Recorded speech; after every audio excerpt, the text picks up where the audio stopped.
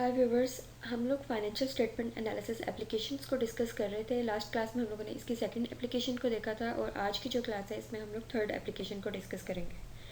So let's start the topic. जो हमारी third application है वो असेसिंग क्रेडिट रिस्क, ये हमारी थर्ड एप्लीकेशन है जिसको आज हम लोगों ने डिस्कस कर रहे हैं। Assessing credit risk of a borrower, इस टर्मिनोलॉजी को हम लोगों को समझने से पहले थोड़ा सा अंदाज़ा होना चाहिए कि क्रेडिट रिस्क क्या होता है। सो क्रेडिट रिस्क हमारे पास क्या होता है, ये टर्म हमारे पास क्रेडिट रिस्क है। इसका मतलब है कि कोई भी बोरोअर जब फेल हो जाता है कि अपनी वो जो उसके ऊपर ऑब्लिगेशंस होती हैं या लाइबिलिटीज़ होती है उसको पे ऑफ करने से फेल हो जाता है, तो वो हमारे पास क्रेडिट रिस्क की सिचुएशन होती है। अब मैं क्योंकि यहाँ पर हम लोग एनालिस्ट के तौर पे बात कर रहे हैं, तो हम बोरोअर किसको कंसिडर करेंगे? कंपनी को। एक इन्वेस्टर आता है और कंपनी में इन्वेस्ट करता है, लेकिन जो कंपनी है उसकी इन्वेस्टर की जो मतलब इन्वेस्टमेंट के अगेंस्ट कंपनी के ऊपर ऑब्लिगेशंस थी उसको पे ऑफ करने से कासिर हो जाती है, तो वो हमारे पास क्रेडिट रिस्क है। क्रेडिट रिस्क को इवेल्युएट करना ही एक्चुअली क्रेडिट एनालिसिस है। अब इसकी एक बड़ी सिंपल सी एग्जाम्पल हम लोग ले लेते हैं। इमेजिन करते हैं कि एक कंपनी ने बॉन्ड्स इशू किए और हम लोग वो बॉन्ड परचेज करना चाहते हैं, लेकिन उसको करने से पहले क्रेडिट एनालिसिस हम उसका किस तरह करेंगे? उसको परचेज करने से पहले हम लोगों को चाहिए कि जो कंपनी उस बॉन्ड के अगेंस्ट कूपन पेमेंट्स देगी, हम लोगों को देखना है कि कंपनी के फाइनेंशियल्स इतने हैं अच्छे कि वो कंपनी अपने जो कूपन पेमेंट्स है वो कर पाएगी, और इसके अलावा जो प्रिंसिपल अमाउंट है उस डेट के अगेंस्ट या फिर उस बॉन्ड के अगेंस्ट, तो वो उसको एंड तक लौटा पाएगी। ये एक्चुअली क्रेडिट रिस्क है, जिसमें हम लोग देख रहे होते हैं कि कंपनी का ऐसा स्टेटस भी है, कंपनी के ऐसे फाइनेंशियल्स हैं कि वो अपने जो ऑब्लिगेशंस है उसको पे ऑफ करेगी, इन्वेस्टर्स के साथ जो उसके प्रोमिसेस हैं उसको फुलफिल करेगी या नहीं। तो यही हमारे पास असेसिंग क्रेडिट रिस्क होता है। मतलब जो क्रेडिट रिस्क को इवेल्युएट किया जाता है उसको हम क्रेडिट एनालिसिस कहते हैं। अब पर्पस क्या होता है क्रेडिट एनालिसिस का? Purpose of the credit analysis is to determine whether a company will able to service its debt. अभी जैसे हम लोगों ने बॉन्ड की बात की, हम लोगों का पर्पस ये होता है कि क्रेडिट एनालिसिस जब भी हम लोग करते हैं तो देखते हैं कि जो भी हम लोगों ने इन्वेस्टमेंट की है उस इन्वेस्टमेंट के अगेंस्ट जो प्रोमिस कंपनी कर रही है वो उसको पे ऑफ करने की पोजीशन में है या नहीं। That's actually credit analysis. और ये किसी भी इन्वेस्टर के लिए बहुत ज़रूरी होता है कि वो किसी भी ऐसी कंपनी में इन्वेस्ट करे जो उसकी ऑब्लिगेशंस को पे ऑफ कर दें ईजीली, अदरवाइज़ हमारी इन्वेस्टमेंट डूब सकती है। नेक्स्ट आ जाता है हमारे पास 4 C's of the credit assessment. इसमें हम लोगों को क्या चाहिए, मतलब एक जो एनालिस्ट है उसकी ज़रूरत है कि अगर वो कोई क्रेडिट एनालिसिस कर रहा है तो वो इस क्रेडिट एनालिसिस के दौरान 4 C's को लाजमी देखे। उसमें सबसे पहला तो हमारे पास आ जाता है करेक्टर। करेक्टर में हमारे पास क्या होता है? मैनेजमेंट क्वालिटी देखता है एक एनालिस्ट कि किस तरह की एक कंपनी की मैनेजमेंट क्वालिटी है, उसकी जो मैनेजमेंट टीम है वो एफिशिएंटली वर्क कर रही है, उसके पास प्रॉपर ट्रैक रिकॉर्ड है, जो भी ट्रांजेक्शन्स या मॉनेटरी इवेंट्स जिस भी किस्म के उसके पास हो रहे हैं उसका उसके पास प्रॉपर ट्रैक रिकॉर्ड है। अगर तो ये सारी चीज़ें फुलफिल हो रही हैं तो इसका मतलब कि कंपनी का करेक्टर गुड है। ठीक है, और हम लोगों को एनालिसिस करते वक्त लाजमी करेक्टर को असेस करना होता है। सेकंड हमारे पास जो सी है उसकी आ जाती है कैपेसिटी। जो कैपेसिटी है उसमें क्या देखा जाता है कि एक कंपनी के कैश फ्लोज हैं वो कितने इफ़ेक्टिवली या एफिशिएंटली काम कर रहे हैं, मतलब कितने अच्छे उसके कैश फ्लोज हैं।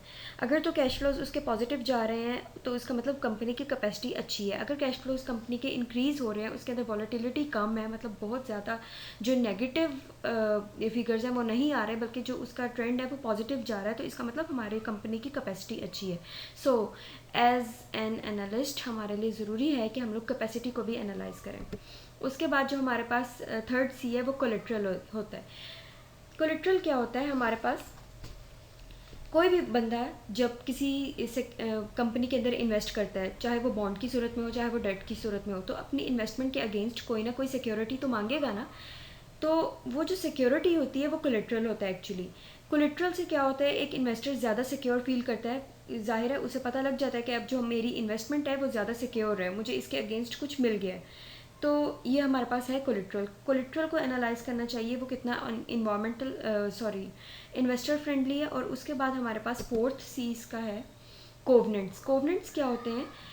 कोवनेंट्स एक्चुअली कोलेट्रल के अगेंस्ट जो रूल्स एंड रेगुलेशंस सेट किए जाते हैं, कोलेट्रल के अगेंस्ट जो प्रोमिसेस होते हैं इन्वेस्टर्स के लिए, इसको हम लोग कॉवेनेंट्स कहते हैं।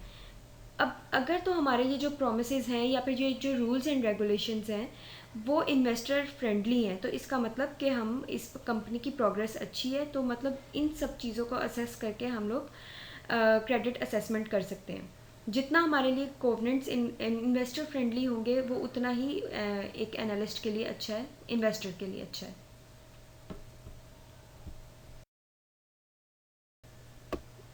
नेक्स्ट जो हमारा टॉपिक है वो है evaluation of the credit risk, मतलब हम लोगों ने क्रेडिट रिस्क को किस तरह से इवेल्यूएट करना है। इसके लिए सबसे पहले तो प्रॉफिटेबिलिटी आ जाती है। एक कंपनी की प्रॉफिटेबिलिटी को चेक करना है, जितनी प्रॉफिटेबिलिटी अच्छी होगी उसका मतलब है वो क्रेडिट रिस्क से बाहर है, अदरवाइज होगी क्रेडिट रिस्क उसमें। तो हम प्रॉफिटेबिलिटी को किस किस तरह मैयर कर सकते हैं। सबसे पहले तो हम ऑपरेटिंग मार्जिनस के थ्रू या फिर नेट प्रॉफिट मार्जिनस के थ्रू हम प्रॉफिटेबिलिटी मैयर कर सकते हैं। उसके बाद हमारे पास आ जाता है कैश फ्लो। हम लोगों ने कैश फ्लो को देखना है और इसके अंदर जो वेरिएबिलिटी आती है उसको चेक करना है। अब अगर कैश फ्लो बहुत ज़्यादा हाईली वोलेटाइल है तो इसका मतलब है, डेफिनेटली इसका मतलब है कि एक बहुत बड़ा कंसर्न है किसी भी इन्वेस्टर के लिए, क्योंकि अगर कैश फ्लोज हमारे नेगेटिव होते हैं तो एक क्वेश्चन अराइज होता है कि पता नहीं ये कंपनी अपने डेट ऑब्लिगेशंस को पे ऑफ कर भी सकती है या नहीं, क्योंकि इसके नेगेटिव जो कैश फ्लोज है वो तो नेगेटिव है। इसके अलावा हम लोगों को बिज़नेस रिस्क को भी कंसीडर करना ज़रूरी है, और इसके अलावा फाइनेंशियल रिस्क को भी। बिज़नेस रिस्क हम लोगों को क्या बताती है, अगर तो कोई कंपनी बिज़नेस रिस्क में होगी तो इसका मतलब है वो क्रेडिट रिस्क में भी होगी। तो बिज़नेस रिस्क हम लोगों को ये बताती है कि कंपनी के पास सफिशेंट रेवेन्यूज़ नहीं है या फिर कंपनी के जो एक्सपेंसेस हैं उसका बहुत ज़्यादा हाई रिस्क है। और जो हमारा फाइनेंशियल रिस्क है, अगर फाइनेंशियल रिस्क में भी कंपनी होती है तो डेफिनेटली वो क्रेडिट रिस्क में भी होगी। फाइनेंशियल रिस्क क्या होता है, जब कंपनी का जो लेवल ऑफ डेट है वो बहुत ज़्यादा हाई हो जाता है।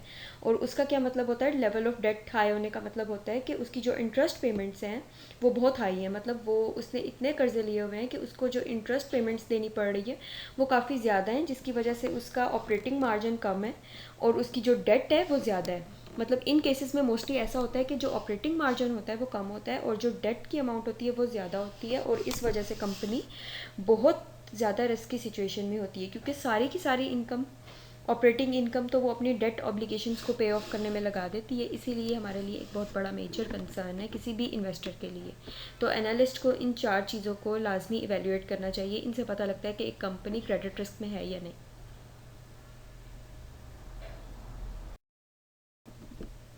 Credit rating by Moody's. Moody's हमारे पास क्या है, मूडीज़ एक बहुत बड़ी क्रेडिट रेटिंग एजेंसी है जो सिक्योरिटीज़ के ऊपर क्रेडिट रेटिंग्स प्रोवाइड करती है। मूडीज़ अब चाहे वो जो बॉन्ड्स वगैरह हैं या फिर सिक्योरिटीज़ है वो चाहे गवर्नमेंट एंटिटीज़ इशू करें या फिर कमर्शियल एंटिटीज़ इशू करें, मूडीज़ सबके ऊपर ही क्रेडिट रेटिंग प्रोवाइड करती है। और ये किस तरह क्रेडिट रेटिंग प्रोवाइड करती है, थ्रू इंटरनेशनल फाइनेंशियल रिसर्च। सो ये मूडीज़ सबसे बड़ी क्रेडिट रेटिंग एजेंसी है जो सिक्योरिटीज़ के ऊपर क्रेडिट रेटिंग्स प्रोवाइड करती है, और फिर हम फोरकास्ट कर सकते हैं कि एक सिक्योरिटी इन फ्यूचर कैसी जाएगी। सबसे पहले तो मूडीज़ ने जो क्रेडिट रेटिंग्स दी हैं उनमें आ जाता है स्केल। हम लोग वो मूडीज़ कहती है कि अगर आप किसी कंपनी की क्रेडिट रिस्क एबिलिटी देखना चाहते हो तो आप उसके कंपनी का साइज़ और स्केल को इवेल्यूएट करो, उसके टोटल रेवेन्यूज़ को देखो, उसके ऑपरेटिंग एक्सपेंसेस वगैरह को देखो, उसके ऑपरेटिंग मार्जिन्स को देखो। इससे हम लोग अंदाज़ा लगा सकते हैं कि वो क्रेडिट रिस्क में होगी या नहीं। ज़ाहिर है अगर वो एफिशिएंटली परफॉर्म करेगी तो उसका ये सब स्केल, साइज़, उसके रेवेन्यूज़, उसके ऑपरेटिंग मार्जिन्स, ये सब कुछ अच्छे होंगे। और इसके अलावा जो मूडीज़ ने सेकंड रेटिंग दी है वो कह रही है कि बिज़नेस प्रोफाइल एक कंपनी की चेक करो। मतलब हम इसमें देखेंगे कि एक कंपनी है, अगर वो रेवेन्यू अर्न कर रही है तो वो कितना सस्टेनेबिलिटी है उस रेवेन्यू की। इसके अलावा कंपनी की जो ऑपरेशंस हैं वो एफिशिएंटली वो परफॉर्म कर रही है या नहीं। अगर कंपनी के पास हाई रेवेन्यूज़ हैं जो सस्टेनेबल भी हैं और इसके अलावा कंपनी एफिशिएंटली परफॉर्म कर रही है तो इसका मतलब है क्रेडिट रिस्क इज़ गुड। और जो गुड क्रेडिट रिस्क है वो क्या इंडिकेट करता है कि कंपनी अपनी जो भी ऑब्लिगेशंस है या जो भी पेमेंट्स है वो टाइम पे करेगी, और ये एक अच्छी चीज़ मानी जा सकती है। नेक्स्ट हमारे पास इसकी थर्ड क्रेडिट रेटिंग जो है मूडीज़ की, वो आ जाती है लिवरेज एंड कवरेज। इसमें आ जाती, ये रेफ़र करती है कंपनी की फाइनेंशियल फ्लेक्सिबिलिटी और विएबिलिटी से, कि कंपनी फाइनेंशियली कितनी फ्लेक्सिबल है। इसके लिए हम लोगों को different leverage ratios, coverage ratios और debt to equity ratios, debt to EBITDA ratios, debt to EBIT ratios, इन सब रेशियोज़ से हम लोग इनकी फाइनेंशियल फ्लेक्सिबिलिटी को मेजर कर सकते हैं। लाइक फॉर एग्जांपल, मैं जस्ट एग्जांपल के तौर पे अगर डिस्कस करूँ कि कवरेज रेशियो में अगर हम देखें डेट टू इक्विटी रेशियो, तो जितना हमारी वो डेट टू इक्विटी रेशियो कम आएगी वो कंपनी के लिए उतना ही अच्छा है, क्योंकि जितना कंपनी के पास डेट कम होगा ये एक पॉजिटिव इंडिकेशन है। तो इन सारी रेशियोज़ की बेस पे हम लोग एनालाइज करेंगे कि फाइनेंशियली कंपनी कितनी फ्लेक्सिबल है। और नेक्स्ट हमारे पास जो क्रेडिट रेटिंग है वो फाइनेंशियल पॉलिसी है। इसमें आ जाता है कि कंपनी को अगर कोई रिस्क आ जाता है तो वो कितना टॉलरेंस उसका है, मतलब रिस्क टॉलरेंस उसकी कितनी है। और इसके अलावा जो उसका कैपिटल स्ट्रक्चर है उसको इन लोगों ने किस तरह से डिज़ाइन किया हुआ है, जो कंपनी का कैपिटल स्ट्रक्चर है वो किस चीज़ से डिज़ाइन हुआ हुआ है, मतलब उसके अंदर इक्विटी का पोर्शन क्या है, उसके अंदर डेट का पोर्शन क्या है। जैसे आप सभी जानते हैं कैपिटल स्ट्रक्चर के हमारे पास कैपिटल स्ट्रक्चर में हमारे पास इक्विटी का पोर्शन होता है, डेट का पोर्शन होता है। इक्विटी में हमारे पास कॉमन स्टॉक्स आ जाते हैं, प्रेफर्ड स्टॉक्स आ जाते हैं। इन चीज़ों से हम लोग फंड्स रेज कर लेते हैं। और इसके अलावा डेट में हमारे पास कोई भी फाइनेंशियल इंटरमीडियरी से, या फिर हम लोग फाइनेंशियल इंस्टीट्यूट्स से, या फिर हम लोग इवन बैंक्स वगैरह से डेट इशू रेज कर लेते हैं। तो कंपनी का कैपिटल स्ट्रक्चर किस बेस पे डिज़ाइन किया गया है, अगर बहुत ज़्यादा डेट पे है तो ये एक फेवरेबल पॉइंट नहीं है। और अगर इक्विटी पे है तो ये हम कह सकते हैं कि somehow it is reasonable. तो इन चीज़ों पे हम असेस कर सकते हैं कि कंपनी क्रेडिट रिस्क में है या नहीं। और ये जो क्रेडिट रेटिंग्स थी ये मूडीज़ की तरफ से थी। आज का हमारा टॉपिक थर्ड एप्लीकेशन कंप्लीट हो गई है। इससे मुतालिक, इस पूरी डिस्कशन से मुतालिक किसी को कोई भी मसला हो, कन्फ्यूजन हो तो कमेंट सेक्शन में पूछ लें।